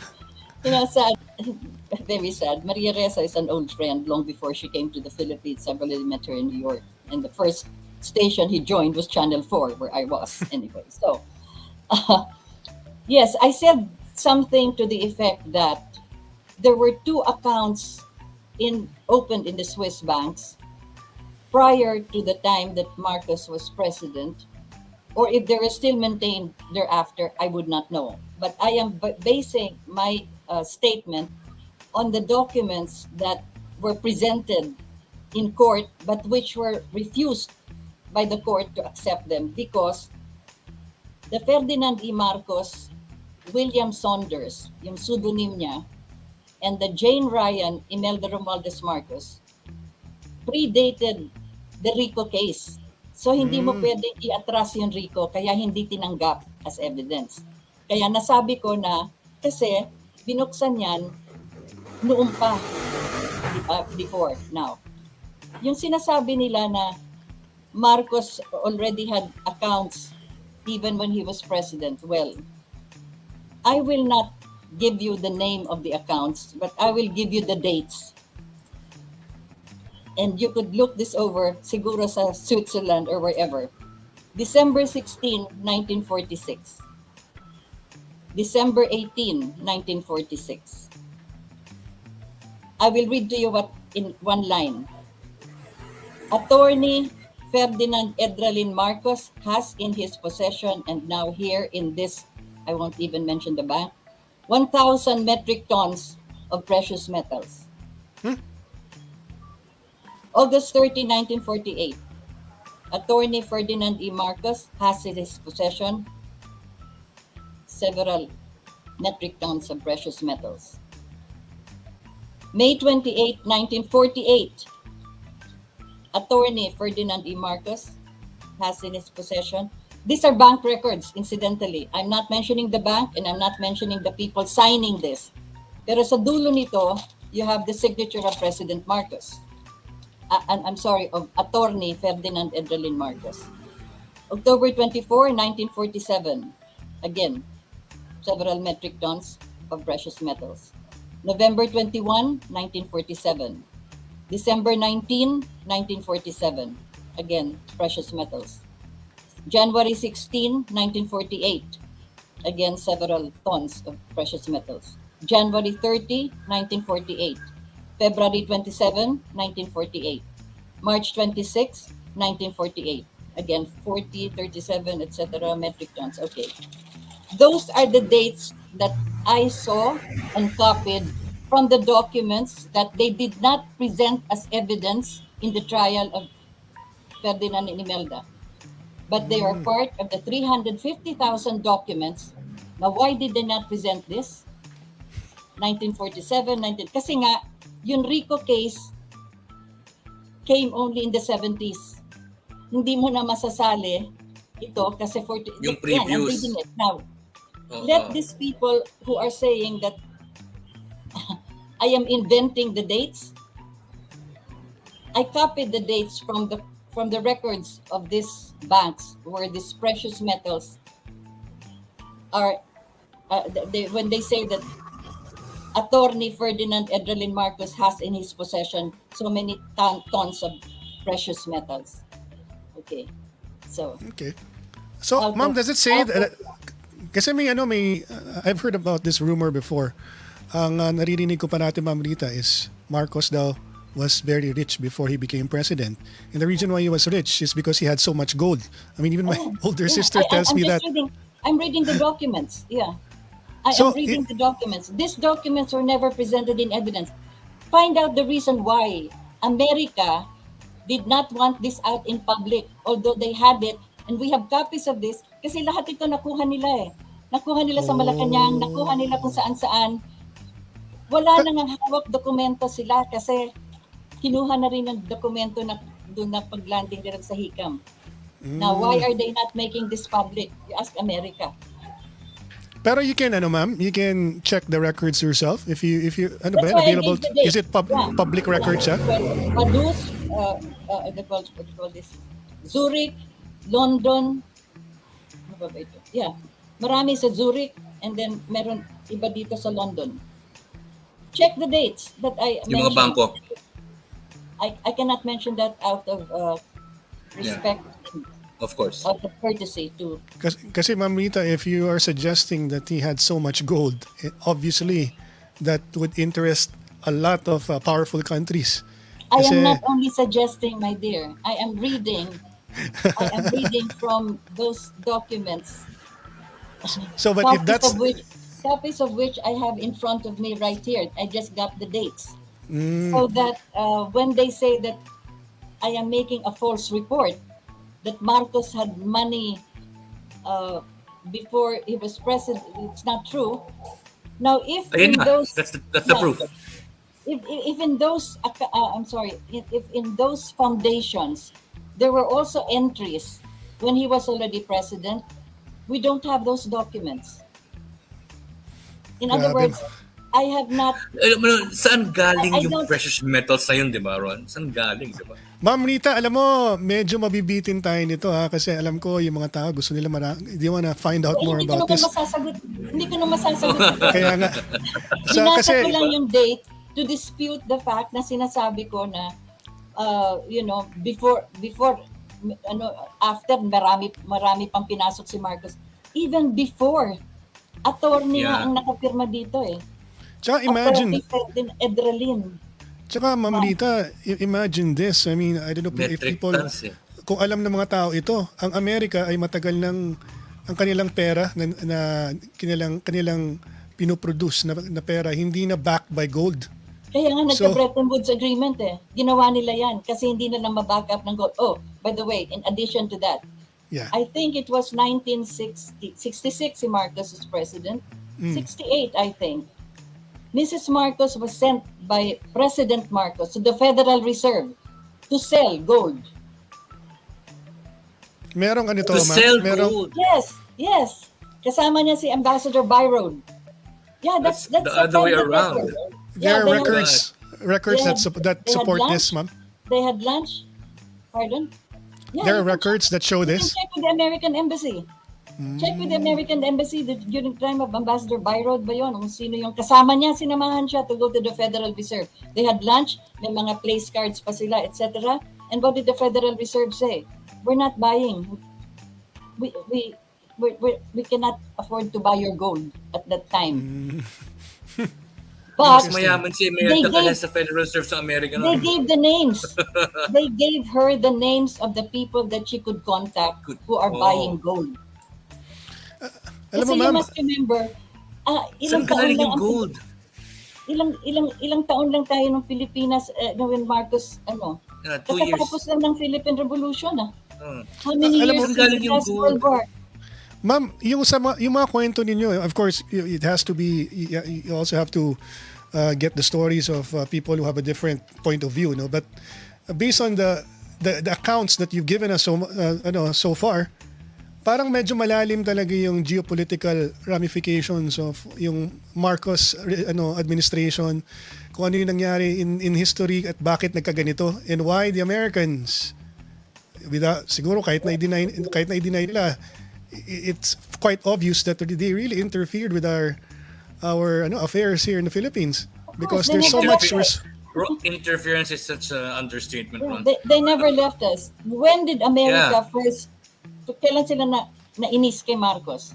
1965, 66, as soon as he was president.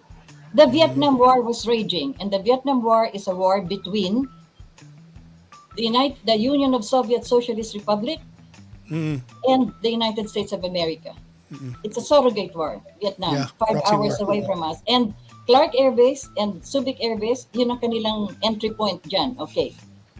They wanted Marcos to announce. Kaya imagine, 66 pa lang, state visit na siya, first year pa lang niya. They wanted him to announce before the House of Congress that the Philippines, as an ally of America, will join America in the Vietnam War. Review the speech of Marcos. First speech niya sa Congress. America does not forget. Anong sabi niya? Yung bayad ninyo sa United States Armed Forces of the Philippines, USAFE, sa mga veterans namin ng Second World, hindi pa nyo nababayaran. 1945, nyo kami, 36, binigyan kami ng independence. It's already 1966, andito ako ngayon sa harap ninyo, hindi pa kayo nagbabayad. That was his speech. Ang galit, America really said, ano ba ito? And he was supposed to announce, siya pa naman, bastion of democracy. Andiyan pa naman ang basis namin. Hindi tayo sumali. I will send a non-combatant troop to Vietnam. Number one, diyan pa lang nagalit na ang Amerikano. Pero wala silang magawa kasi andito mga bases nila. Pangalawa, anong ginawa ng Amerika? Yung sugar natin, we were exporting, one of our strong exports. Naka-dock na. And then they refused to buy it. Di matutunaw na yun, masasayang na. Andun sa New York. Mrs. Marcos had to go from one delegate to the United Nations, one ambassador. Gusto ba niyang bumili ng asukar? Andyan na. Kasi madademurrage na kami. I mean, it's like sari-sari stuff. Because we had the shipload. That's So practically, Ma'am Rita, nilalako ni Imelda yung asukar. Grabe yung ginawa sa atin. Coconut. We were one of the biggest producing coconut country in the world, next to Indonesia. Exporters tayo, yeah. In fact, meron tayong Philippine-Indonesian Coconut Commission ginawa ni Marcos. O anong ginawa ng Amerika? Sangkatutak na advertisement, coconut is bad for you. Di ba? Cholesterol is bad for you. Lahat, ang sama. Coconut oil is bad. Kaya na lang sila na-recognize yung coconut. Nung ang China nagbigay ng swero ng coconut water, doon lang na tauhan ng Amerika. So inipit naman tayo sa coconut. Pinatay ang ating coconut industry. Why? Panikis yan kay Marcos. So that's, pangatlo, yung American bases. When we went to Cuba, sabi ni Mrs. Marcos, maybe we should put up a sugar cartel the way the oil has also oil cartel. Anong sabi ni Fidel Castro? Do not talk to me about sugar, talk to me about your bases. Guantanamo is 30 years of possession is ownership. We cannot even claim Guantanamo from the Americans kasi, ayan, look at your bases. Naku, review ng bases natin, malapit na mag 30 years. So ano sabi ni Marcos? Tiningnan, ang original ng 1950, 100 years pala sila, 99 years. So what did Marcos do? Bring it down to 25 to be reviewed every 5 years. Nagustuhan ba ng Washington yon? Galit na naman. Siyempre, hindi. Pero walang magawa sila kasi andito pa yung bases natin. Plus, anong ginawa niya? Pilipino ang mag-head ng bases dyan. Fly the Philippine flag, ibaba yung American flag because that is Philippine territory. Then, you do not give us just aid because those bases are here. You pay rent. Oh, you have 10,000 hectares? I-reduce natin yung hectareage ninyo para mas maliit ang babayaran yung rent. So, na-reduce pa yon. Oh my God. You know, all of these events actually. So, you could see na Ron, America loved Marcos but hated the way he presented our Ma'am foreign Rita, policy. Ma'am Rita, he exactly sounds like Duterte before. Who? Marcos. Pardon? People get reminded of Marcos Yeah, he sounds when like they Duterte na. Marcos kay sounded like kay Duterte. PRRD kasi Yeah. yun na nga very independent minded Independent yung Soviet. kanyang Yun nga eh. ang kanyang policies, no. Yeah, he has seen through all of this. But one thing that President Duterte should be thankful for, as far as Marcos is concerned, at the height of the Cold War, at the height of the fight between the Soviet Union and America, Yes. we first established diplomatic relations with the Soviet Union. Correct. And then the next year, we established diplomatic relations with Communist China, China. right after the Cultural Revolution Right. of Mao Zedong. And then we opened all the diplomatic relations with the Middle Eastern countries, Syria, Jordan, lahat na yan. Pinasukan na, we opened already all of that. That I think is epic. Yeah, You know, that's true. because if we did not open diplomatic relations at the time, and who would have the courage to do this at this time now, well, we know where we're actually situated. Ma'am America has Rita, never left us. They're still around. They've And never that's left the us, no? question now. That's the question Yeah. now. How will America perform during these elections that we have? Remember, Smartmatic is still owned by Mark, what's his name? Malok, Malo. one Yeah. of the 14 PR firms of Corazon Aquino. Siya ang may-ari pa ng Smartmatic, which is the sister of Dominion na nayumari kay Trump. Diba? So, That's true. Ma'am Rita, one last question. If let's just if there's a chance na kunyari si Maria Ressa stumbles upon our video and then challenges the information or the facts that you've given us here, would you actually contest it? May nagkaroon ba na kayo ng time o na kasi you knew each other, but how does No this need. woman operate? no need. She's in a different planet altogether. So, and besides, I do not have to explain myself. There is nothing to explain. I only base myself on the documents that I have seen. These are the clear evidences, which are public records in a New York trial, Southern District, under John F. Keenan, exactly where all of this is coming from. And as I've always said, the truth is very easy to tell. It's only Ma'am evil. Rita, you would have done a better job running Rappler sana. I mean, Agree. on how you go, Then how you go about. I would be with Assange. Oh yeah, True. you'd be like Assange. I will be with him. I will be with Assange. That's Oh, pretty risky. Yeah. So Yeah, but- Marcus told me this, that truth is like a diamond. The more you Yeah. chip it, the brighter it shines. And That's- there are no that, two sides of the law, my dear. There is only the side of the truth. That's a good saying. Ma'am Rita, I hope we can still get a chance to invite you back to Istoryang Futbolero because one of the things sana we wanted to talk to you about is the Philippine media, because from what Yeah. we've gathered so far in this conversation of ours, one takeaway is the media really played a part.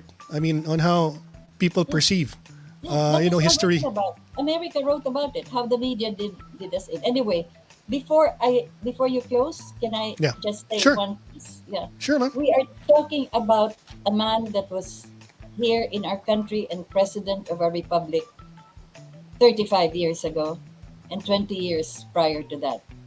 We must talk about the son of this man now, Ferdinand Marcos II. Because Ferdinand Edralin Marcos is not a candidate in this election. And I don't understand why They keep on unearthing all of this wealth, etc. and all. This is a man, Ferdinand Marcos II, who can stand on his own. They question his academic, etc. and all. But we have seen him evolve from vice governor to congressman to senator. In the few occasions that I have had, I was eavesdropping when they had family affairs, etc. You should see the discussions and the repartee between father and son. They had they had they had this what if thing. What if Rommel did not enter Africa? What if uh, Bonaparte was able to really enter the Russian winter? They, before the games of the generals, they already had this, and and how young was the Amazing. man? Yeah, how young was the man? When they would talk, Amazing. when they were talking long distance, and Bongbong was studying in Oxford, what were they discussing? Marcos would have wanted so much to be a professor of law. And that was what he was asking. What did your professor say? And it was not even a law subject. It was just the manner of the way they taught. And why is it, um, why was Ferdinand Marcos II the first child that Imelda brought with her to China when we were not yet opening diplomatic relations at the time? So that this young man, Ferdinand Marcos II, is perhaps the only candidate now who has had a meeting with Chairman Mao Zedong and had also at least a good dialogue with Premier Chou En-lai. For whatever background this young man may have, then perhaps we should look at him apart from many things that are now being thrown against him. I am not campaigning for him. I just want all of you to understand that let him stand alone by himself. Stop asking him about the wealth, etc. That's has already been resolved. About the human rights violations, my goodness. That is Ano, also a long time resolved. So let tsaka him stand on his own and listen to him. If you believe in him, proceed. well Well said, said. Ma'am Rita. One thing, if I may add, no, to what you just said, I mean, the chance, sa ang ano ko, theory ko, Ma'am Rita, I mean, he would come in, if he wins as president, the only thing probably he'll be thinking about is how to redeem his name. Because that will bode well for our country. Kasi he wants to perform, di ba?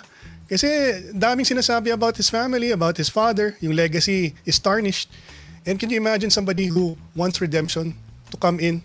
He'll probably perform well. I don't know if that's a correct assessment, Ma'am Rita, or a possibility that might happen if he wins the presidency. Redemption. In all their statements, even from President Marcos in Honolulu, with Mrs. Marcos during the trial, with Ferdinand Marcos II now, you will not find any one line at all of anger, of regret, of anything to redeem as far as their name is concerned. Yun nga eh. And also the fact that they have always spoken for reconciliation. When Mrs. Marcos landed on this day, November 4th, 1991, her first statement at the airport was, "We can now begin the reconciliation." Pero I can And imagine, Ma'am Rita, it would be very stupid if he wasted this opportunity, no? Kasi ang sinasabi nila, babalik niyo mga Marcos, mga magnanakaw. Ang bobo mo na lang talaga kung, di ba, nanalo ka, Marcos ka, tapos ang gagawin mo yun. Di ba? It's kinda, Yeah. sobrang hindi logical yung mga pinagsasabi Yeah. nila eh. Di ba? Exactly. Ma'am Rita, thank you so much for your time. So many people are happy with our program tonight, and they want a part 2 kung okay daw sa inyo, Ma'am Rita. Kaso Part 2 yun. Why not? sumobra yung oras natin, Ma'am. Dapat isang Oo oras, nga, sarap Rita ng hour kwentuhan lang. Naging Rita hour and 40 minutes. I've Thank you. practically talked about this in so many of my, I've been talking on Rita Gadi Hour for several years. And if they would just go over several of this, andyan na lahat, retribution and atonement, truth to tell. I got the titles, evidence-based, the present of the past, etc., a blast from the past, and so forth. So It's all there already, actually. I keep on repeating myself. And the only reason, as I said, I am not apologizing or I'm not propagandizing. I am merely stating the facts as I know them, professionally, personally, and of course, politically. Yan. Thank you So so thank you much, very Ma'am. much. Yeah, thank you very Thank much you, for Ma'am this Rita, opportunity. for gracing our show. Thank you very Thank, much. thank you to our viewers for watching Istoryang Futbolero. Sila Ronan, Yes. Gears the Game, Edna, May, Antonio, and also si Maggie, and all our, marami tayong mga OFWs kasi Ma'am Rita nakikinig sa Istoryang Futbolero. Yeah. And there's just so many, supporters ni BBM also, I'm sure, Ang dami may gusto ng part 2. Let's plan it. Ma'am Have a Rita, good one. salamat sa pag-unlock sa amin at pasensya na ka sa pagkukulit ko sa inyo sa Messenger when and where. Salamat Ma'am Rita. Maraming salamat. Thank you Alright, guys. Thank you for watching. Don't forget, Ron, a last few reminders, mask, iwas, hugas, mahirap magka-COVID, I would know. So, I would ingat know. po tayo. So, ingat po tayo, no? At saka, Get vaccinated, wag matakot magpabakuna, Ma'am Rita. That's the only Correct. way we can, get back at least close to how it was before the pandemic. So, please Yes, cooperate. 1,500 cases na lang kahapon. Oh, 'di ba? Bumababa na. So that's good news for a lot of people. And don't forget to support Mocha party list. Si Mocha Uson has a party list. Napakasipag niyan, if I may add. She's really masipag. We did the coverage in Vietnam together. My goodness. She was interviewing at as early as 7 o'clock in the morning. And the people she interviewed always wanted a picture with her. Wow. Who wouldn't 20 want to? Who wouldn't? 20 years na ako nag-interview, never pa. Did anyone want a picture with me? But I saw her when she was interviewing. After that, all of them wanted, and single, ha? Single, solo. If she interviewed 4 of them, they want, ayaw nilang grupo. They wanted one-on-one na Right. Ang sipag. Very, very sipag.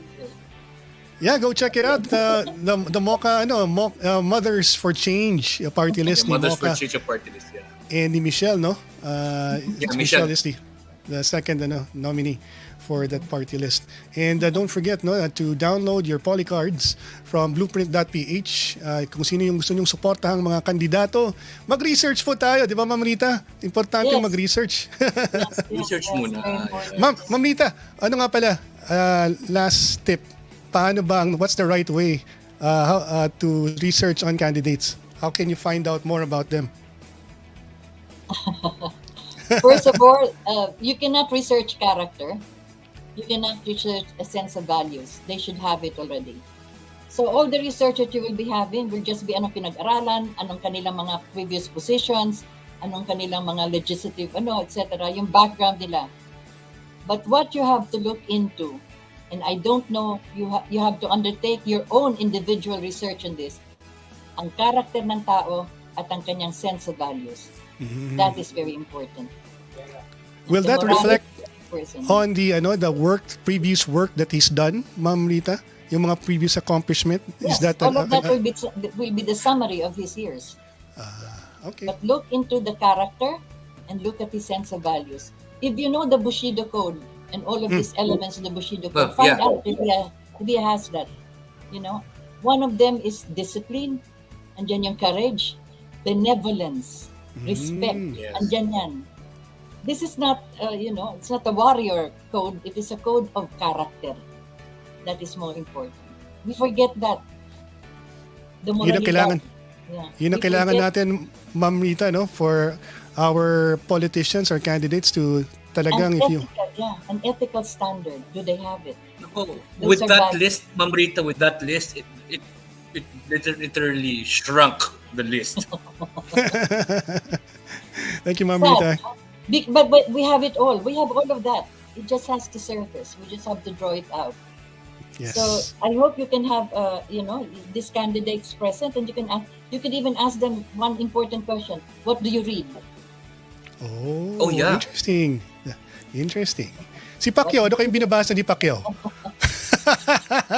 What's the book beside in your night table that you go back? That's true. Maganda yan, Ma'am Rita, yung mga questions yan, ha? O, Bible, malamang si Pacquiao. Si Manny Bible yan. Ma'am Rita, good night.